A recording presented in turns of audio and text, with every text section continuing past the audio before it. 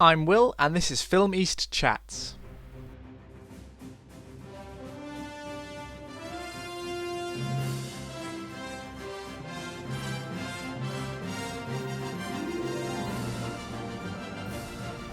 Hello and welcome, I'm Will Schofield and I'm joined by Shelby Cook in this special Halloween edition of Film East Chats to discuss Takashi Yamazaki's monstrous movie Godzilla Minus One.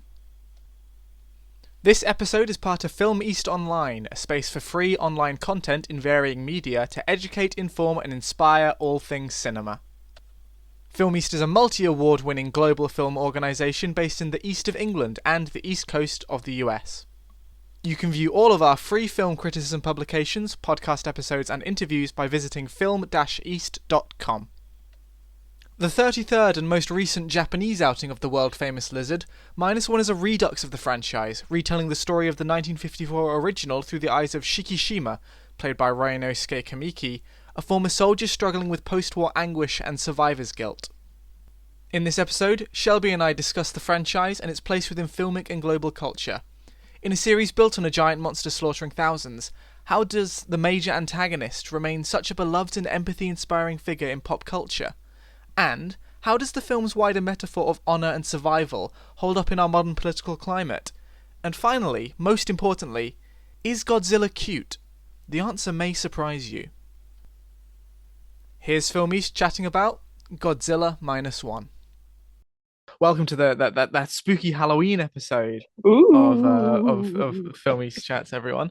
As I probably said in the intro just then, we're talking about Godzilla Minus One, the latest of the Japanese Godzilla films. I think there has been one since where he's fighting with King Kong. I don't know. But I guess the question is, I believe this was your first kind of this was your first Godzilla film and possibly your first like kaiju film, big monster style. First interaction with a giant monster and a giant monster named Godzilla. That's right.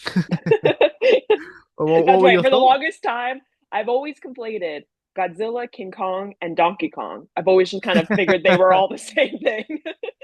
More or less. I mean, pretty much. Godzilla has collaborated with King Kong many times. They've worked on some projects together, I Donkey think. Kong's also thrown in there because he's a monkey called Kong. So Yeah, Donkey Kong and King Kong are the same in my head. it makes sense. So what did you think of Minus One? I thought enjoyed it. I had a good time. Netflix tried to make me watch the English dub, and I was like, mm-mm. I Hmm. was a little annoyed by that at first when they started speaking English, and I was kind of confused. But then I figured out that it's in Japanese. Hmm. Um, like I said, I had never watched the original Godzilla movie. Obviously, you know of Godzilla just because of the cultural zeitgeist. Um, I thought the film, in terms of like the storyline, it was pretty, it was basic. It was very blockbuster. You knew that the plane was going to have an evacuation scene. You knew that was, the big plot twist. That wasn't really, Yeah. shocking because you knew that was going to happen.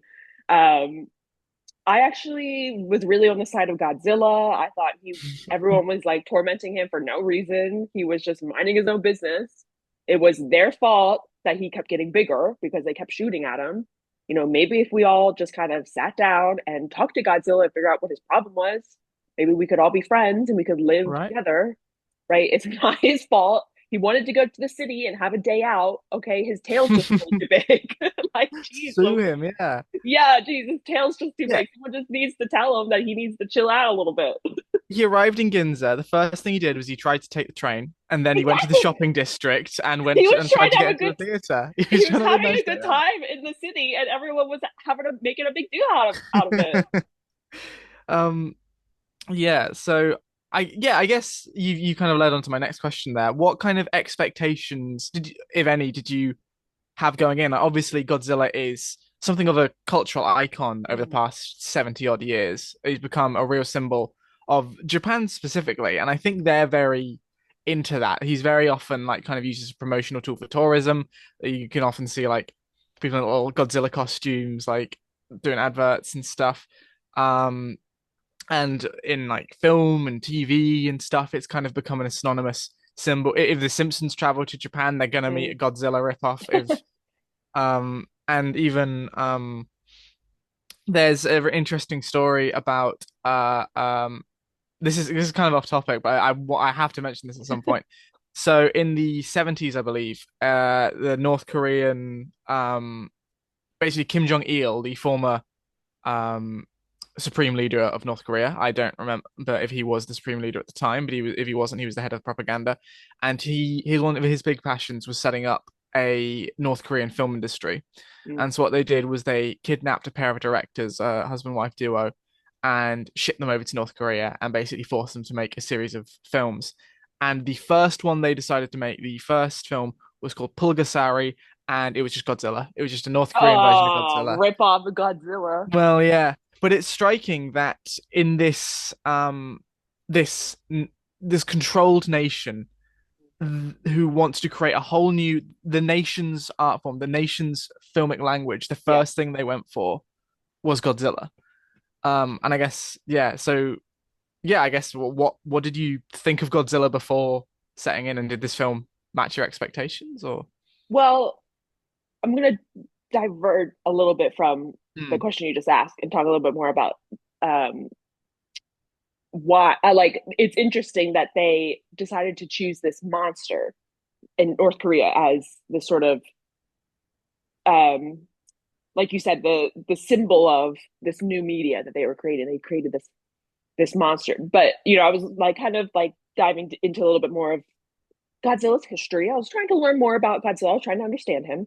And it was interesting when I was reading about the original film that a lot of the Japanese people had empathy towards Godzilla, that they Hmm. really connected with him because he was sort of this creature that everyone was fighting against. Godzilla came after he was a result of World War II. And I sort of, I picked up on the sort of idea of him being this representation of the nuclear bomb. Hmm. He's this representation of the Americans coming in and just destroying everything. But it was interesting. I mean, like I said in the beginning, I felt empathy for him. I felt bad for him. Everyone was against him, and that's the same way that the Japanese people felt to begin with in the original one. Um, so it's kind of interesting that this is a monster who you're supposed to be scared of him, but the sort of reaction about it is you feel for him because he is just this single being who everyone is out to get. Um, it's sort of like the opposite of what was the intention of creating him, where Hmm. he was supposed to be the sort of scary beast. Um, but yeah, so it's interesting that the North Korean media would go for a figure that historically has had so much empathy, that people have appreciated his sort of story rather than um, creating a figure that's just intended to scare. Like I don't think, Hmm. like if you think of something like Jaws, you I don't feel for the shark. You got, Yeah. because the shark is so, he's just this force that's kind of like lurking. Whereas Godzilla, I mean, I just kind of thought Godzilla was cute. Like I thought Yeah. he had a small little head, a giant body. He just like was kind of cute. He was moving really slow, and everyone was just freaking out. Huge chubby cheeks. Yeah, and you know, so I don't know what it is, but I just really like felt for him. Like he's this only being of his own, like there's obviously no other Godzillas, at least maybe in the canon there's more Godzillas that come, but Mm. he's just sort of this thing that can't control how big he is, or the destruction that he causes, and he sort of lashes out because everyone's attacking him. um yeah, so that's interesting in terms of your other question about like the zeitgeist and what I will say Godzilla didn't really like exist in my universe. I kind of like I Yeah. knew of him. And it's interesting that we never, like in any of my film classes, we never watched Godzilla. And you would think Mm. that that would be because of how innovative it was with, the way that they made the movie, the original movie with the um the small sets and then having the person in the suit, destroying the sets. So I mean, I'm surprised that I have never seen it actually. Mm. So that's interesting that that's not part of the lexicon of film studies, quote unquote. You would think that it would be, but Yeah. um, what about you? I mean, what sort of your relationship with Godzilla in terms of how you connect him within culture? Well, yeah, I think I agree with a lot of what you said. I think the idea of him becoming kind of an empathetic figure is, I think, quite striking. I mean, like I mentioned before, he's very much at this point kind of a figure of love in Japan, Mm, and they love him despite his origins. And I mean that can be seen in Minus One. After they finally do beat him at the end, they all turn around and kind of salute him, like a bit sadly. yeah. And there's kind of You're that right. moment of like, well, like you say, he's not like this shark in Jaws. He's not vindictive. He's not like actively hunting. He's just Hmm. clomping around and trying to kind of defend himself, basically. Um, but no, I do think it's interesting how with the because this was basically a reboot of a reimagining of the original Godzilla film. It's basically the same plot, different. Although it doesn't have like the same main character, Hmm. um, but then for the sequels, they did very much rewrite Godzilla to be a lot more of a friendly character and Mm. often helping fight against other monsters to save people. And I think in some of the sequels, it has a little toddler son called Manila who's running around doing pranks and stuff. Um, and it became kind of a more, I guess, If there's a comedic baby character. Godzilla, then there needs to be a mama Godzilla. Well, this is the thing.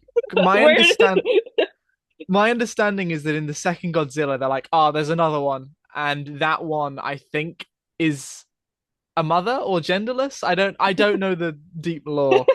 Um, how does I Godzilla procreate?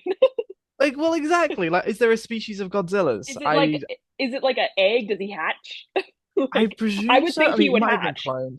They made some like robot Godzillas too. I don't know. It's all um but yeah, no, I came across the first Godzilla, on the Internet Archive. It was just someone had just uploaded it in like HD, and I thought like, well, might as well try it. And I was immediately kind of enamored by it.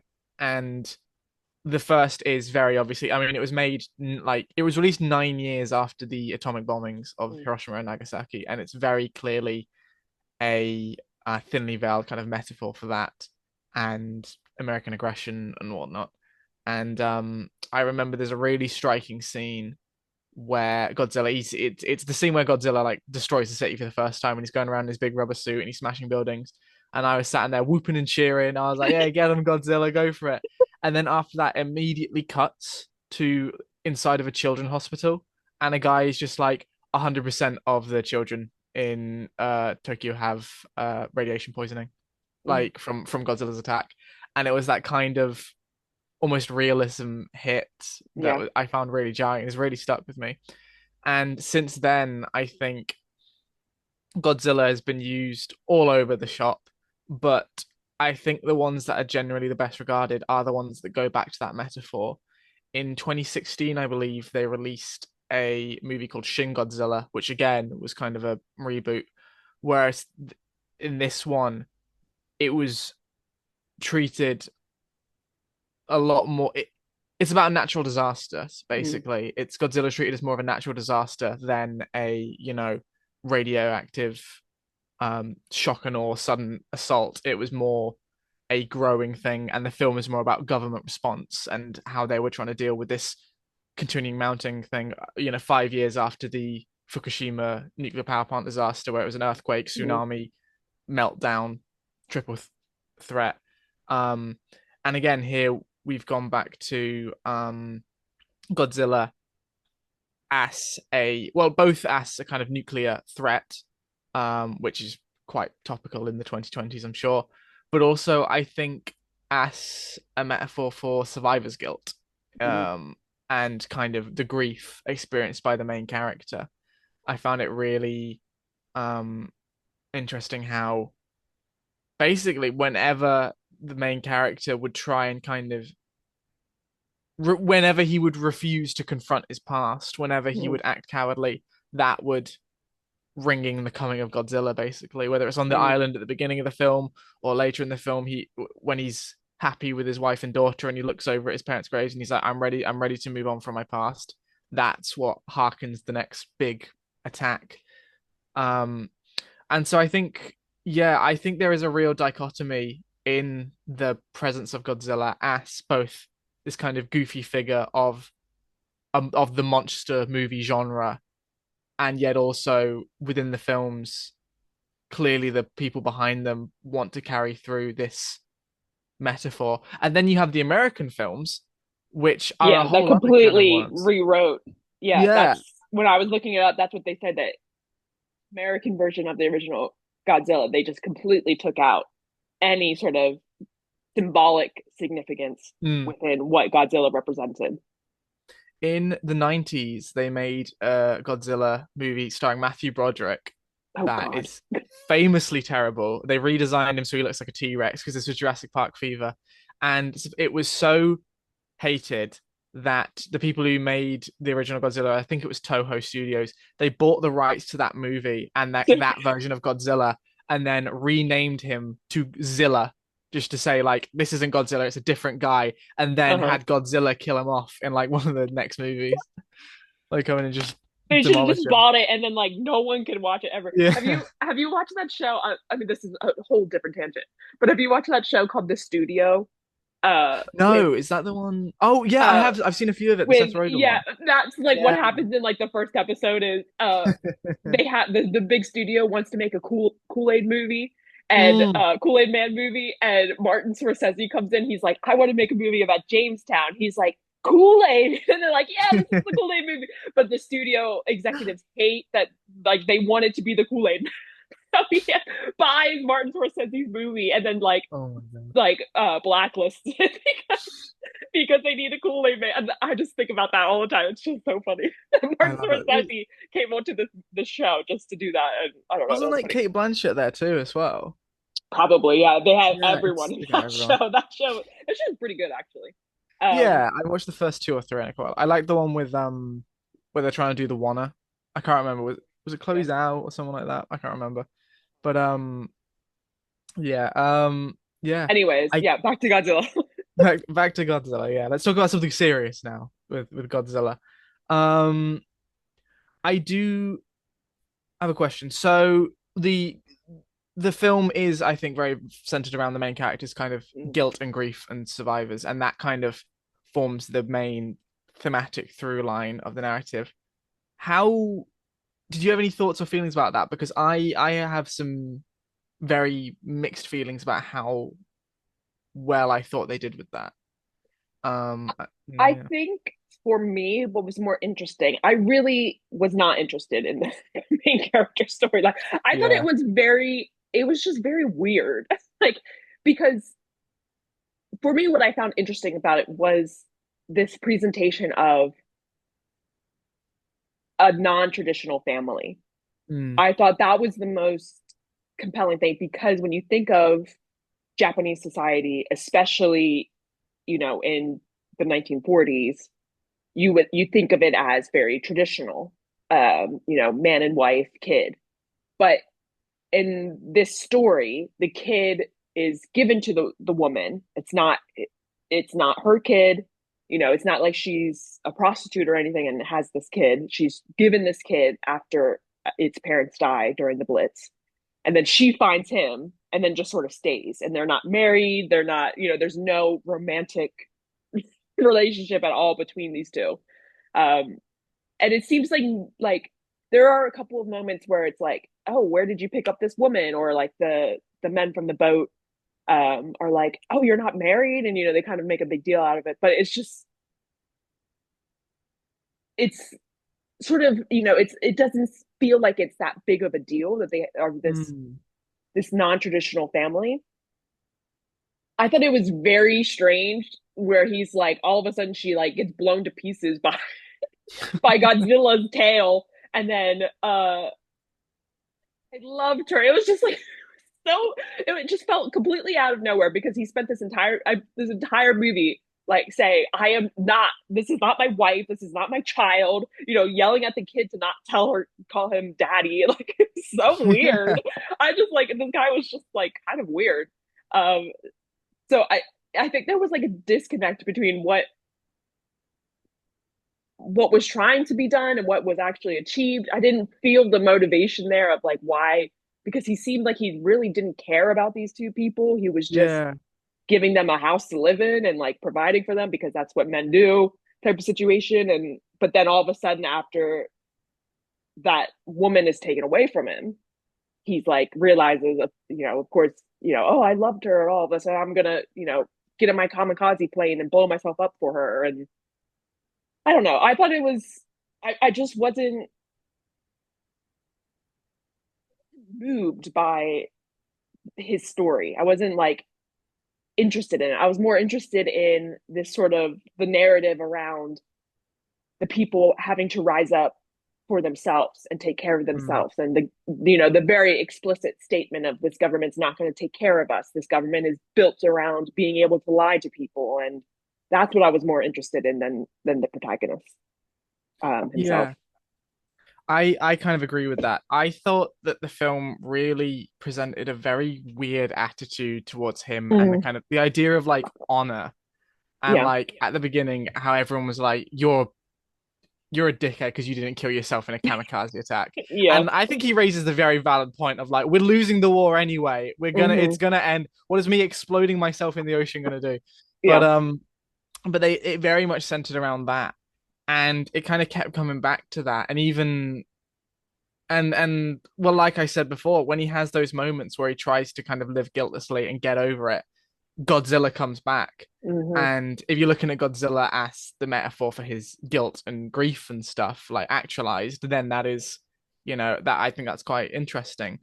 But I just do think that it kind of really, I couldn't tell if it was trying to present the idea that he was trying to overcome his own feelings or Mm-hmm. whether it was the world around him going, no, you still haven't atoned for your cowardice in the war.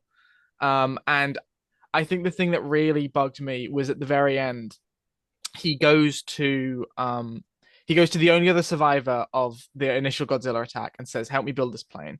You Mm-hmm. don't have to forgive me for being a coward when that all went down, but help me solve it now." And that guy is the whole time he's very kind of aggressive towards him and very cruel. And like it's still like you're still a coward until you do this. I still think you're a coward. And then you see a shot where he's like looking at the plane, and they mention how the plane doesn't have an ejector seat. Mm-hmm. And then as he's sending him off, he says, "Now what you got to do is you got to fly and you got to go there, and you got to pull this lever, and that will activate the bomb." And what I thought when I watched it the first time, and because I'd forgotten what I thought this time, is what's going to happen is he's going to be ready to kill himself. He's going to pull that lever to set the bomb, and an ejector seat's going to go off, and that's going to be like he's forgiven for his sins. Mm-hmm. But then that's not what happens. What turns out is that after he said pull that thing, there was a secret scene that we didn't get to see where it goes, Yeah. also, there's another lever here if you want to escape. So it was the main guy choosing, actually, I don't want to die again and ejecting Oh. himself, which in some ways is nice that he did choose to keep living. But when the movie had so heavily pushed the idea of he doesn't get to decide Mm-hmm. whether he lives or dies, it's whether it's his place in society that determines whether he's worthwhile. And I also think that's just a very unhealthy kind of Yep. idea to be pushing. I couldn't help but see like some very weird kind of nationalist themes throughout. And I'm not the Mm-hmm. first person to have said this, certainly. But there was so much discussion of the war, but it was never like particularly critically examined. It was Mm-hmm. always just the war is just a thing that happened and it fucked over regular people like you and Yeah. me. It's us working class guys. We were betrayed by the higher ups, and that's why we lost. And it's a bunch of down and out guys, and there's like two women in the film, and their entire kind of purpose is as a mother and Mm-hmm. wife, basically. It, I don't know. But one of the first things that she says specifically is that she comes in, she's wearing scraggly clothes, and she's immediately like, "But I'm not a whore. I'm not a whore. Yeah. I'm still a nice, I'm still a prim proper woman. I can still wear a pantsuit eventually. Uh-huh. Don't worry about that." Um, I don't know. It felt like a kind of weirdly conservative in a lot of Hmm. It um it facets. definitely had, I totally agree with you. It had that like push and pull between wanting to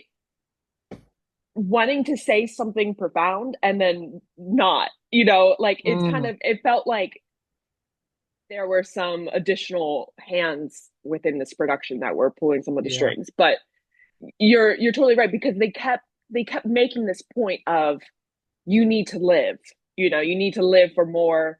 The reason why they wouldn't let the kid from the boat come with them is because you need to live to carry on the legacy.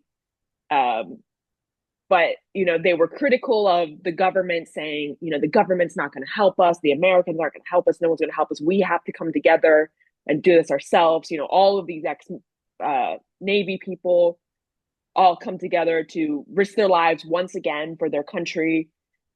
But then they were also, I totally agree with you, it did Mm. feel like, they made this big point about Japan being the master of propaganda. Like, now that I'm kind of thinking about it from this perspective, it is kind of like, were the filmmakers like saying something about this production themselves, that Yeah. Japan's the master of propaganda, of media propaganda, when it's like, this Very film is very like strong. questionable about what it's saying.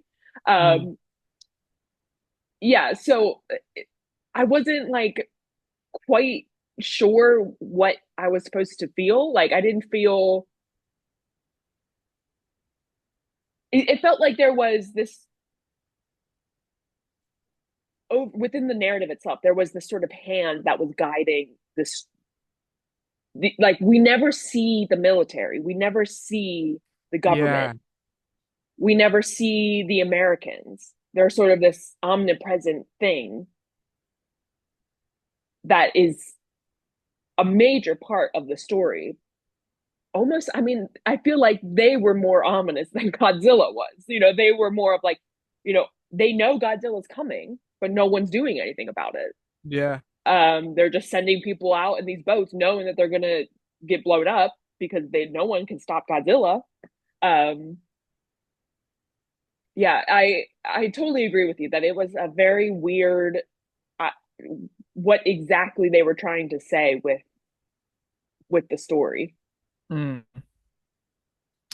It's interesting you mentioned the production as well, because I think a kind of one of the final points I've got written down for discussion here is that when the film when it was made, shortly after, it was said that it was made on a shockingly low budget for what it Oh, was. However, the director, for the longest time, I don't know if he has come out, but was refusing to state what the budget actually ended up being, like how much he oh, spent on it, because his logic was, if people see that I and others can make a film of this quality for the amount that it did, they won't give us any more money. They'll be like, mm-hmm. well, he can do it with this much, so you get Yeah, half that and see what you can do. And so it was very, and I found that to be a really kind of striking um idea about kind of the current state of filmmaking. yeah, cinematic production filmmaking. It's it didn't feel like it was a cheap production. It felt Mm. very high quality. I think some of those shots in the airplane when he was flying around were really, I mean, some of them were like a bit like Yeah. the first time when he was in the airplane, he's looking around, and those were really cool shots, but then it came back again, and they came back again. I was like, okay, like, we get it. He's flying around, he's looking at those, like, it was just, that was too much. Um but no, it felt like a really high quality production. I mean, it didn't feel um low quality. I think Godzilla was a little robotic. He was a little. Do Yeah. you know, was he CGI or was he practical effects? I'm pretty sure he was CGI, but I think that they do this with a lot of Godzilla films. It's because the original was a guy in like a rubber costume, kind of Yeah. awkwardly stumbling around.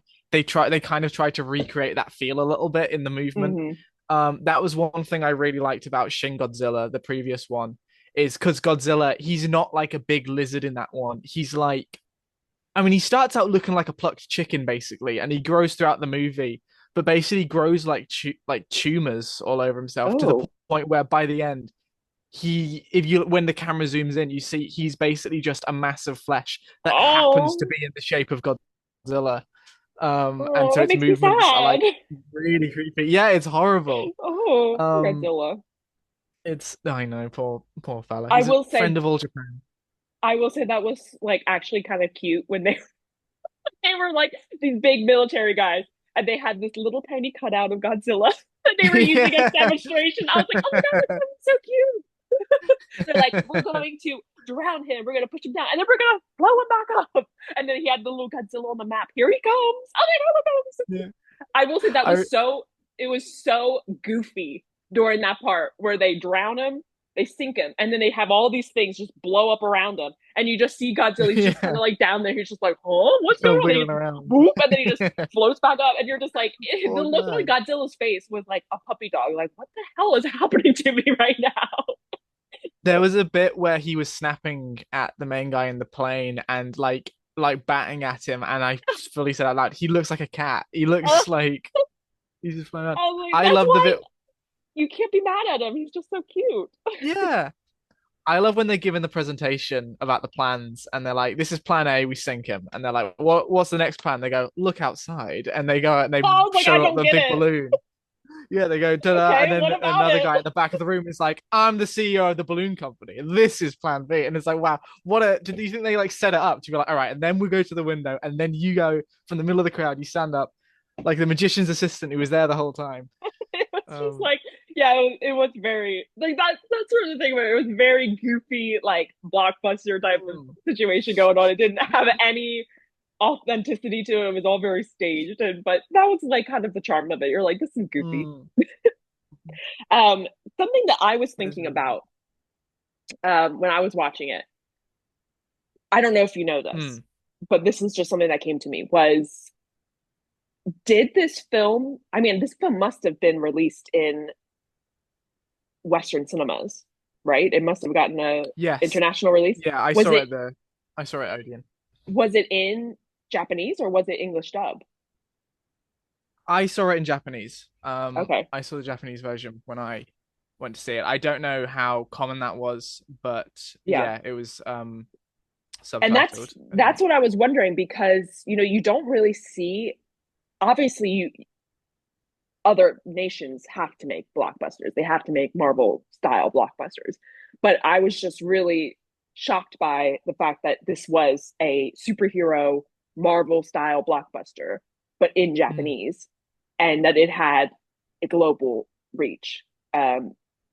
Because that's just not, people won't read subtitles. They just, yeah. and like when you watch trailers and stuff of foreign language films, the sort of thing is to not have anyone speak because they don't want the audience to think, oh, I have to read subtitles.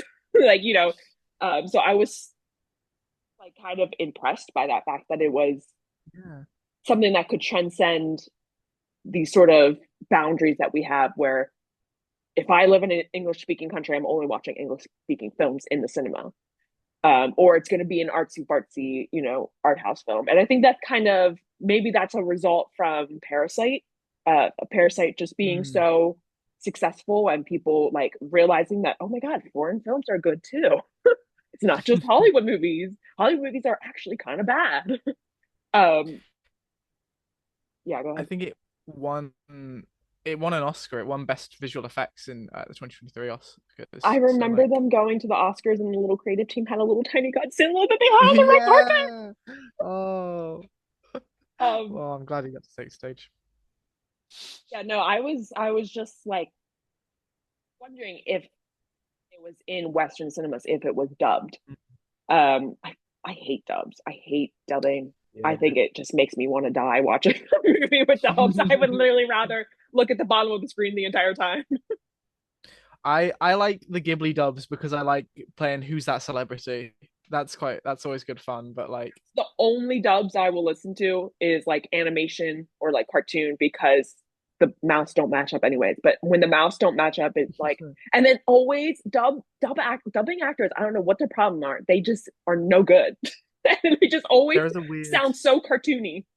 yeah. There's a weird it's something with anime as well. But the problem I always have with anime is that I'll watch a dub and I'll be like, oh, this sounds terrible. This is terrible acting, and then I think, yeah, but maybe the Japanese is terrible acting too, and I just Yeah, don't know because like I don't I understand what listened. they're saying. I listened to like 3 seconds of the English dub because Netflix just put it on. And I was like, oh, no, God, I was like, this is not right. I was like, something's not right here. And I was like, and they had all the language there, but it didn't say like original language. So I was like, is it in Japanese? And I was like, I don't know what language is he supposed to be in. True. Uh, About our that might be a giant good place. lizard. Pardon? Anything else about our giant lizard? Uh, I don't think so. I mean, if anyone out there is interested in seeing Godzilla, it's a great place to start. You can also watch the 1954 original. That's where I started. Or you can watch whatever one is out in cinemas because they make them like yearly. So like, this is like the 33rd like just Japanese Yeah, Godzilla film. So like, that's why yeah, you can kind of pick what you want.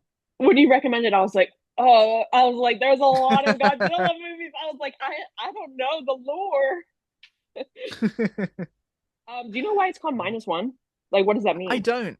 I presume it's because it's like a redux of the original, you know? Oh, okay. Like this is like before the Godzilla that you know, but it's not really. I really have no idea.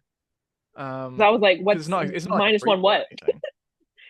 Yeah. I couldn't find it anywhere either on the Wikipedia page. I was like, okay, Yeah, I minus one. know. What? Phone Because in I if like, you know.